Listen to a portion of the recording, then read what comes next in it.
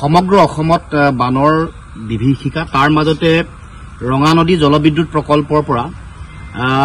তেওঁলোকে এৰি দিয়া যিটো পানী এই পানীয়ে যিটো ভয়াবহ পৰিৱেশ সৃষ্টি কৰিছে সেই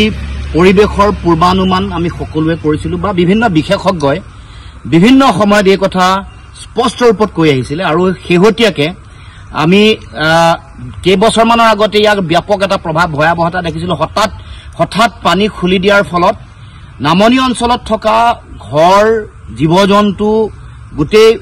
তাৎক্ষণিকভাৱে উটুৱাই লৈ গৈছিল আৰু এতিয়াও যোৱা এই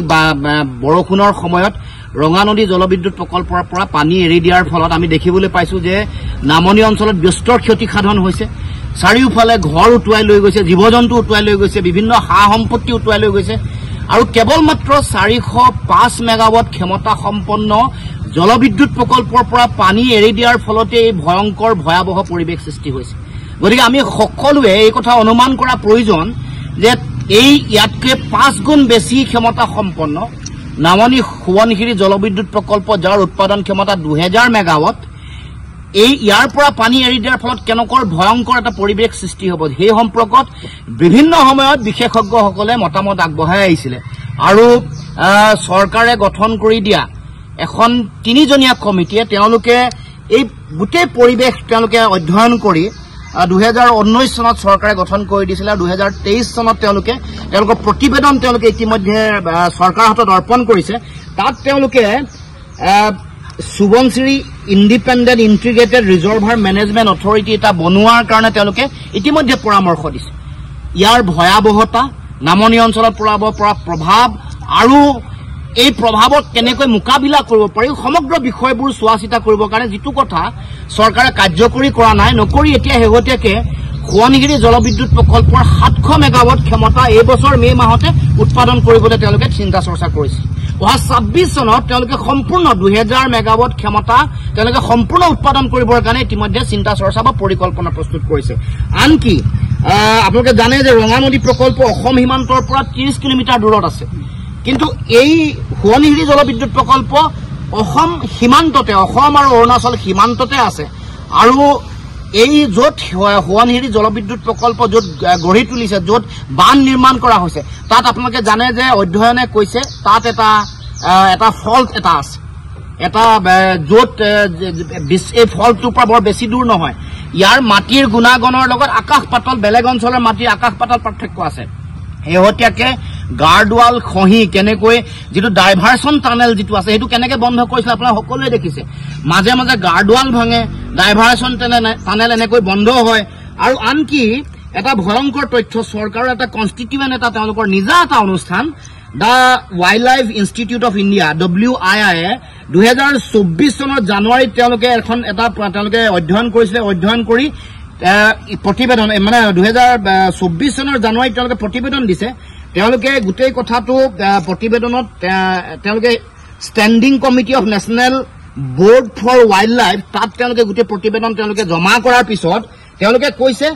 যে ইয়াৰ যিটো সোৱণশিৰি প্ৰকল্পৰ পৰা এৰি দিয়া পানীয়ে 40 কিলোমিটাৰ দূৰলৈকে ব্যাপক ভয়াবহ প্ৰভাৱ পেলাব যি সময়ত বিদ্যুৎ উৎপাদন হয় যেতিয়া পানীটো ধৰি থয় আৰু যেতিয়া পানী খুলি দিয়ে তেতিয়া পানীৰ যিটো জলপৃষ্ঠৰ যিটো তাৰতম্য ব্যৱধান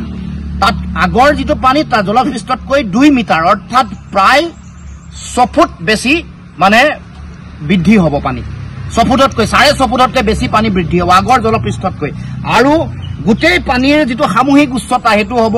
6.75 মিটাৰ তাৰমানে প্ৰায় 20 ফুট ওখলৈকে পানী ওপৰলৈ উফন্দি উঠিব আগৰ যিটো জলস্তৰ আছে তাৰমানে ভয়াবহতাটো আৰু কৈছে যে দুলুং সোৱণশিৰি যিখন বন্যপ্ৰাণী অভয়াৰণ্য আছে তাত থকা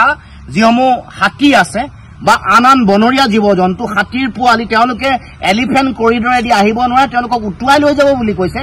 আৰু এইখনত যেতিয়া এই প্ৰকল্প সম্পৰ্কত যেতিয়া প্ৰশ্ন উত্থাপন কৰিছে যে হাতীৰ এই অৱস্থা হ'ব হাতীক উটুৱাই লৈ যাব তেতিয়াহ'লে সাধাৰণ মানুহ কি হ'ব তাৰ নামনি অঞ্চলত বসবাস কৰা সাধাৰণ মানুহৰ জীৱন আৰু সম্পত্তিৰ নিৰাপত্তা কি হ'ব সেই সম্পৰ্কত প্ৰশ্ন কৰোঁতে এই তেওঁলোকৰ চৰকাৰৰ যিখন তেওঁলোকৰ the wild life institute of India তেওঁলোকৰ যিসকল বিশেষজ্ঞ তেওঁলোকৰ যিখন কমিটি তেওঁলোক নিমাত আছে তেওঁলোকে কৈছে আমি যিহেতু বন্যপ্ৰাণী সম্পৰ্কতে অধ্যয়ন কৰিছো গতিকে ইয়াৰ পৰা সহজে অনুমেয় যে হাতীৰ এই অৱস্থা 40 কিলোমিটাৰ দূৰলৈকে অৱস্থা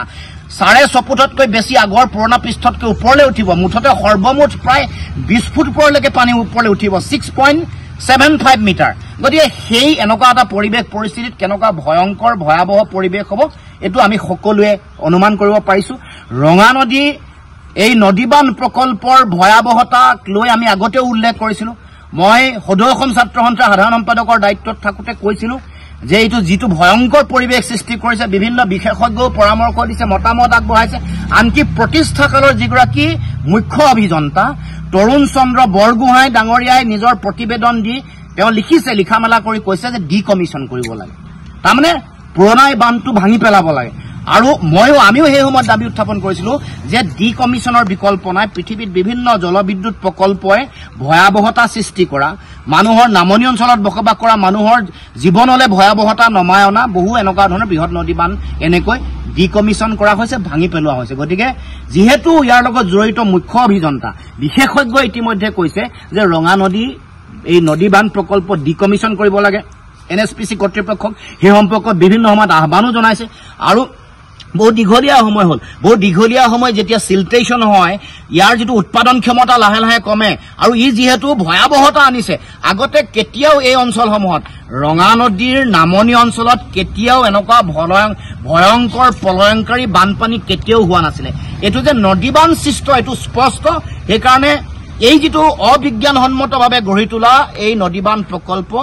ডিকমিশন কৰি নামনি অঞ্চলৰ মানুহৰ জীৱন আৰু সম্পত্তিৰ নিৰাপত্তা নিশ্চিত কৰে